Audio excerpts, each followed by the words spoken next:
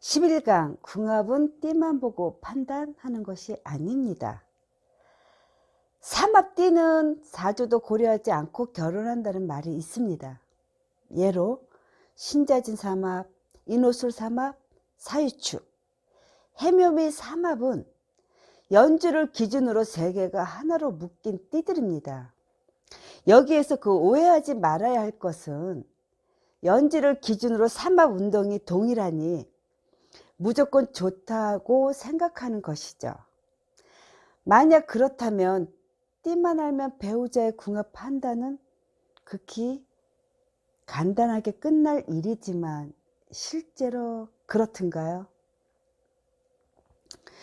연지를 기준으로 하니까 그 전생에서 이어온 인연이 틀림은 없습니다.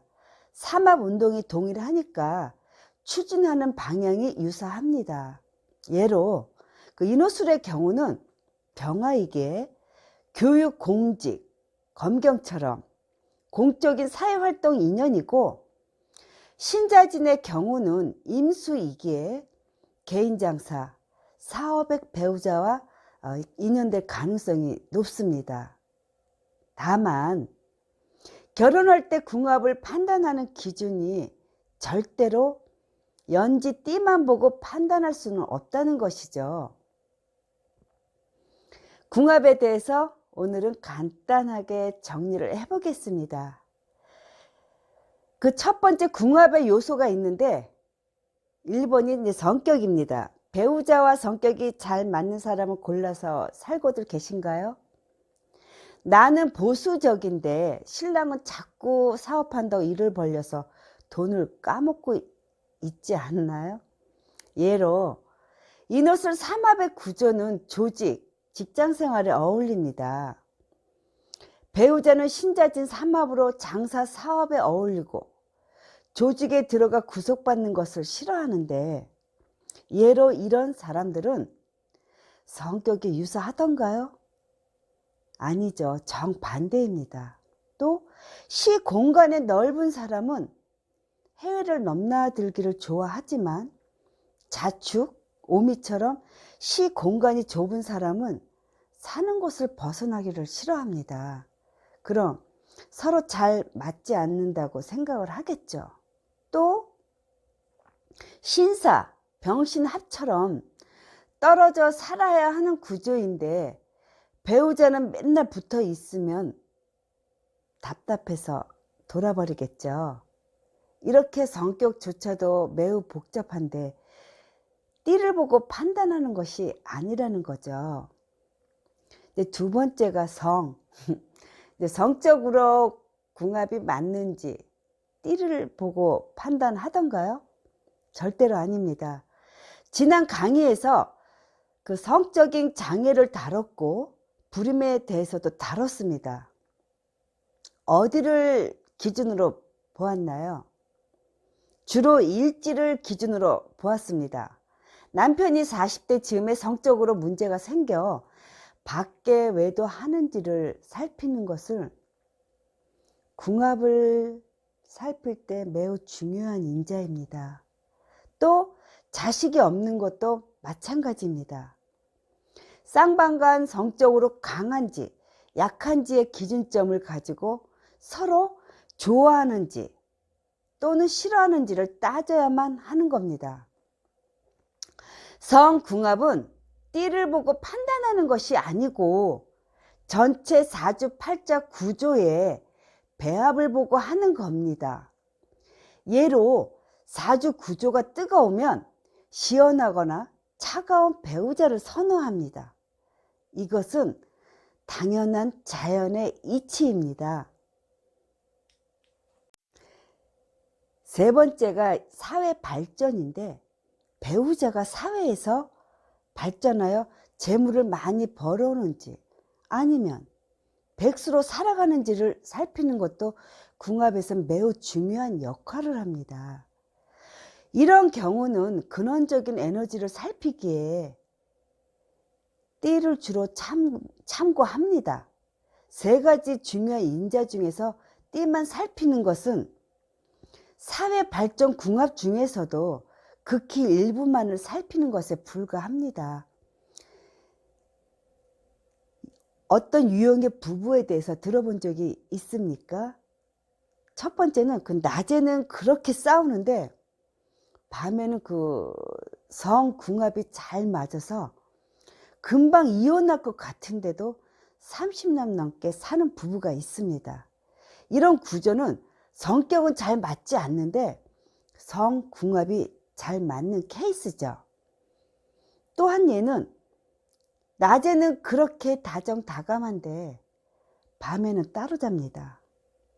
아니, 왜 저렇게 인꼬 부부가 어떻게 있을까 싶을 정도인데 이상하게 밤만 되면 서로 같이 붙어 자는 게 싫어서 따로 자거나 멀리 떨어져 자는 경우가 있습니다. 이런 경우는 성격은 잘 맞는데 성적으로는 맞지 않기 때문입니다. 그리고 또 다른 예는 남편이 돈은 잘 벌어오는데 밖에서 계속 여자를 만나고 외도를 합니다. 그래도 돈은 잘 벌어오니 그럭저럭 버티면서 살아갑니다. 이런 경우는 사회 발전 궁합은 잘 맞는데 성격과 성적으로는 잘 맞지 않는 케이스입니다. 신랑은 맨날 밖으로만 돌아서 도대체 결혼은 왜 했나 싶은 생각이 들 정도죠. 또 다른 예는 자식인데, 예로 자식 낳기 전에는 그렇게 궁합이 좋았다가 이상하게 자식을 낳고 나니까 남편이 부인이 싫어지면서 멀리하게 되는 거죠. 이런 구조를 생각론으로는 상관경관이라고 부릅니다. 또 불임으로 자식이 없는 것도 궁합의 한 요인입니다. 이런 유형의 부부가 있습니다. 자식은 없지만 매우 다정합니다. 근데 만약에 자식이 있었다면 함께 잘 살아갈 수 있을까요? 궁합이란 게 이렇게 간단한 문제가 아닙니다. 절대로 띠만 보고서 판단할 성질의 것이 아니라는 거죠. 자, 또 무엇이 있을까요? 다섯 번째로 사주팔자 구조입니다. 바로 내 자신의 사주팔자 구조입니다. 예로 내 사주팔자에서 이미 결혼할 수 없거나 결혼하면 이혼을 하거나 배우자가 계속 바뀌거나 또는 계속 죽어나가는 구조로 태어났다면 아무리 배우자를 잘 고른다고 해도 그 운명을 벗어날 수가 있을까요? 좀 어렵겠죠.